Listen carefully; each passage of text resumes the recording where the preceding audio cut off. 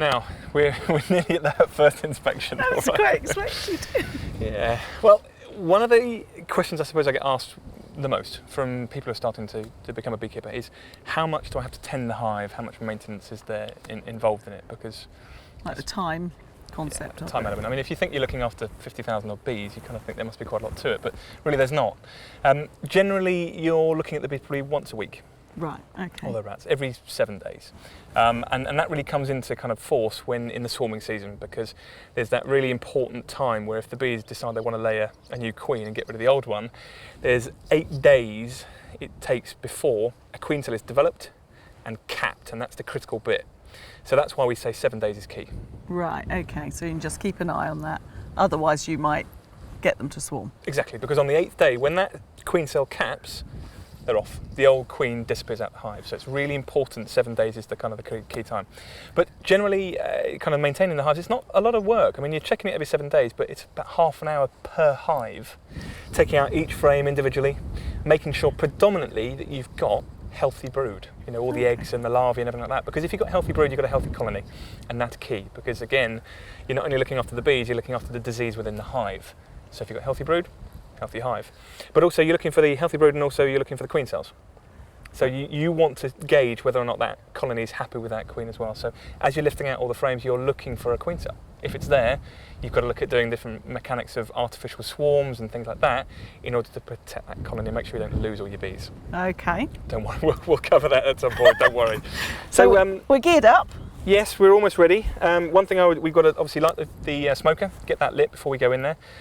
One bit I would definitely recommend tying back your hair. It's a bit windy out there, and you want to be able to see underneath your veil as well. Right.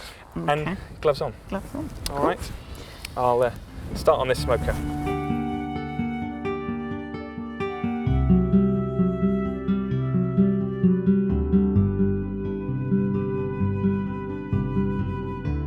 So when you're satisfied that the flames are up high, which is what they are, you start just dropping a little bit in, and you'll see immediately, the smoke starts to go.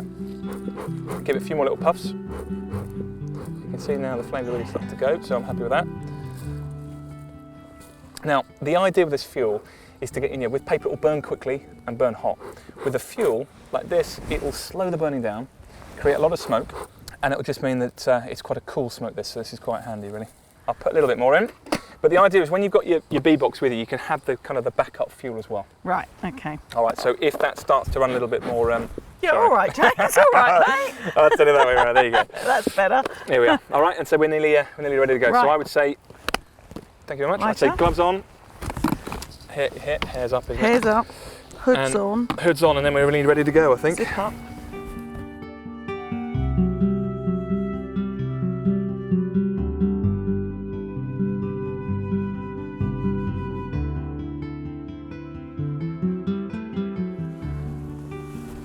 Okay, so Charlie, do you want to go around the other side? Because we're going to work side on to this hive. So do you always walk in around the back of the hive?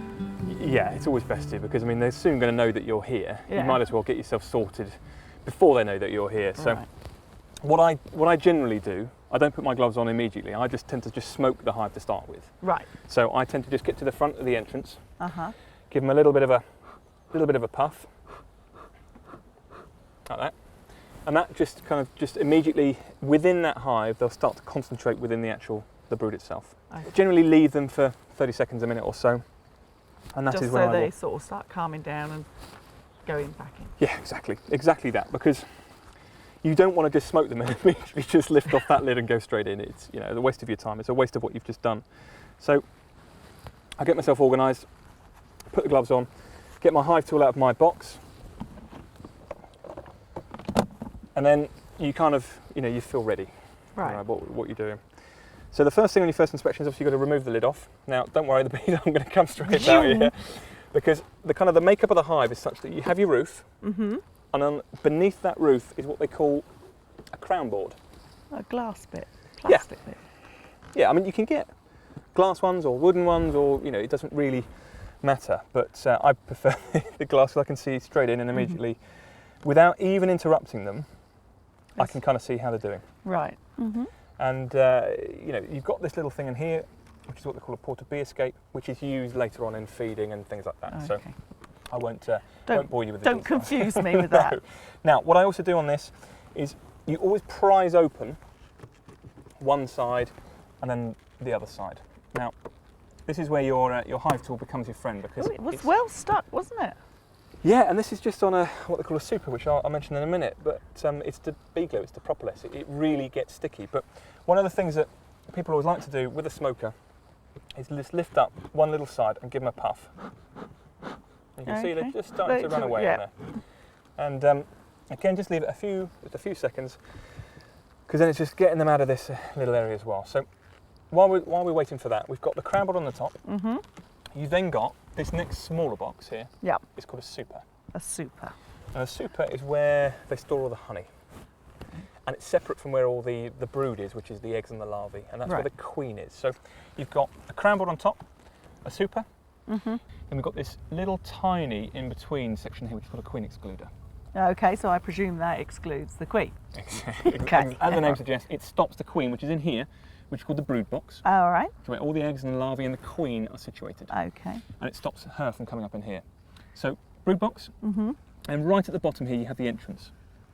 Now at the moment, because it's in summer, I've got a really big entranceway here, which allows them to come in and go. Oh, look at that, just gone in. It's just gone in. One of the 50,000 or so. But when there's a lot of bees in there, you want to make sure that entrance hole is really wide, because otherwise they'll get frustrated if they're coming and going and they can't You've got move. to wait and queue up to get out and get in. Exactly, because in winter time, what you do is you actually reduce this entrance down to maybe 2 or 3 inches. So it stops wasps getting in, and it makes it a lot easier for the bees to guard against predators coming through. Okay. And does it keep it warmer?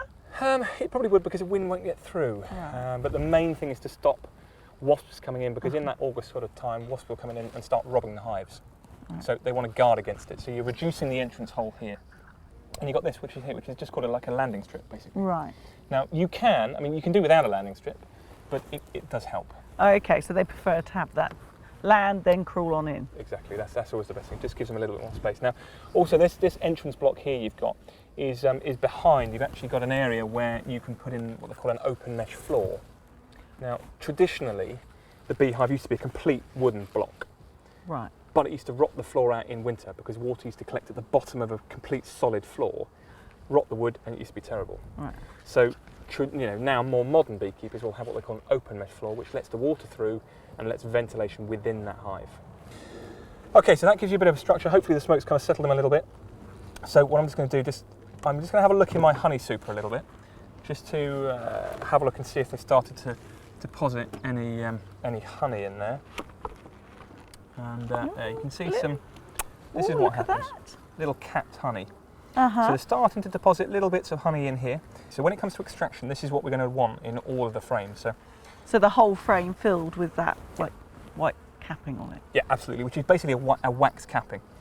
Now I'm going to leave them to their business, because obviously I don't want to really interrupt their honey making, but that's good news. I'm really pleased about that. So we're on the way to getting a lot of honey out of this hive, so that's really good. So you just quickly look at those, you don't do anything to them? No, I wouldn't do a major check, because the queen's not in there. It's not really, I'm not looking for eggs, I'm purely in here looking for honey. That's what we're interested in. You're fine. So I'm going to do the same thing. I just tap it at 2 areas. I might just give it a little bit of a puff, just behind. Let's do it on this side as well. And with your movements, do you have to be quite slow, or just very positive and stable? A bit of both, really. I mean, these slightly thicker gloves, you need to be quite sure of that movement, because if you're starting to wave your hands around, they'll start to pick it up. Yeah. If you're a bit heavy-handed, they'll start to get a bit irritating. So you've got to be gentle but positive. Exactly. Wow. So, there we go. That's quite exciting. Welcome to the beehive. Yeah. Absolutely. So there you've just got a grid over it. Yeah, and this is what we were calling the queen excluder. Mm-hmm. All right, now see, the wires are fine enough that the queen can't fit through. Because she's physically too fat. Exactly, yeah, right, her abdomen's too wide. But obviously these little bees here, now, here's a little quiz for you. We've got obviously workers and drones. Any idea which ones these ones are? This could be a guess. Got 50-50. Worker. Yeah, absolutely. These are the little girls. All right. All right, now in the height of summer, there'll be 50,000 of these little ones. Right. In this hive. Now, this hive, it's going pretty well, but there's not 50,000 in there, but there'll be about 50,000 of these, and they're normally about 10% of a hive will be made up with drones. That's the boys. Exactly.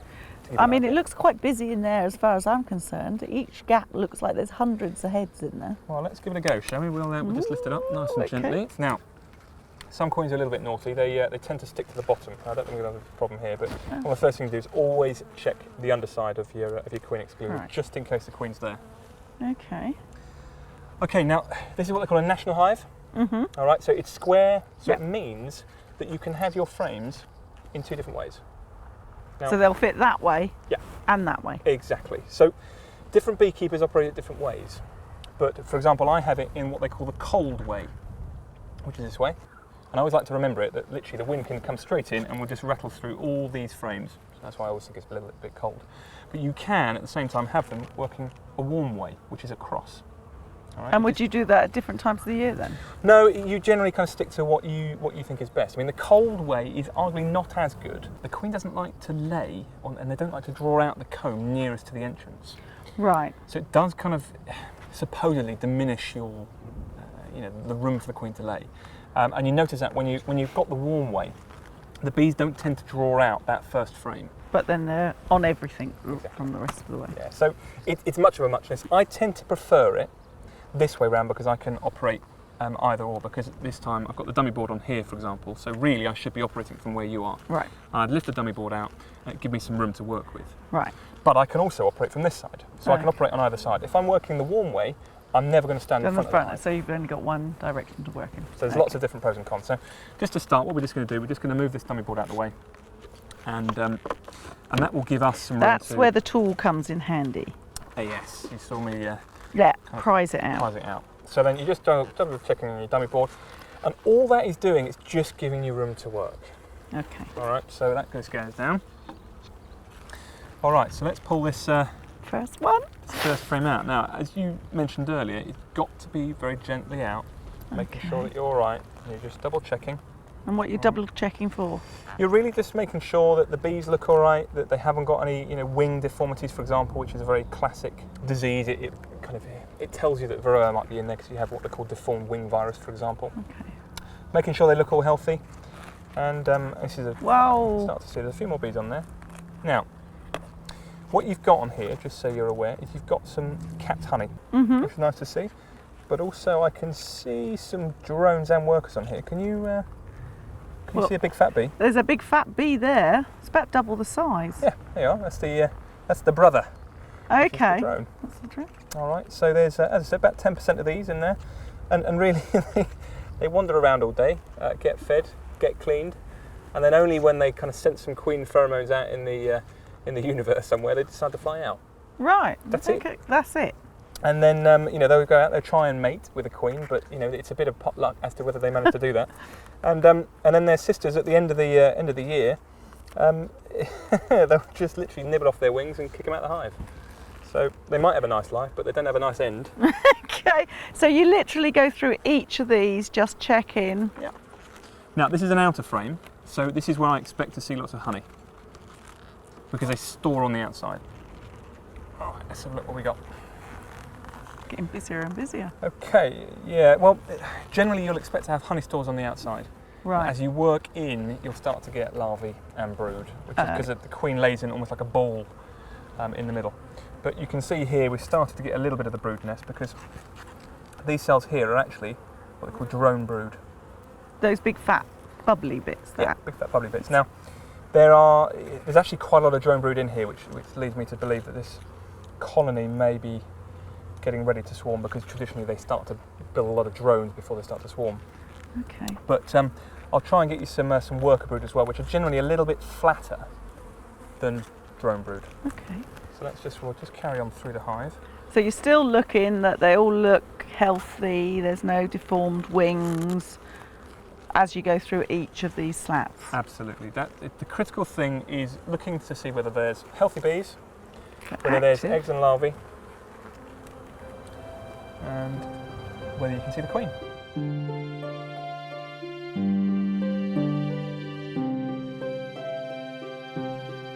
Now what you can also see on this cell as well, you can see the waggle dance. Oh, yes. Uh-huh. It's going bonkers. Yep. It's going So she's going around in a little figure of 8. Yep, so she's Figure going of 8. around a little figure of 8. And you can see she's waggling her abdomen. Yeah. Now basically, the direction of which that centre bit of the figure of 8 is going is telling these other bees, which she's in contact with, where in kind of, well, I suppose in direction of the sun, I suppose, you've got the angle of the sun, dictates as to where that line is going. And so it's basically saying, when you fly out of this hive, fly in the direction I've told you against the sun, and you'll find this little bit of nectar or pollen. Oh, cool. But Very busy about it, isn't she? Look, going bonkers. Quite excited about Well, that. yeah. But basically, the veracity of which she's actually, kind of vibrating, is also then telling them how far away it is. Uh-huh. So the waggle dance is an amazing phenomenon.